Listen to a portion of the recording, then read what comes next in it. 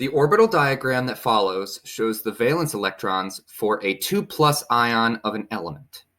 Letter A asks, what is the element? And so from the orbital diagram given, the ion with a 2+ charge has 6 valence electrons, shown here, these 4 and these 2. The ion with a 2+ charge, therefore, would have 8 valence electrons if the 2+ has 6 electrons, then the neutral would have 8 electrons in its valence. And so these 2 electrons that would be in the valence that were taken away would be in the 5s. And so since the electronic configurations go 5s to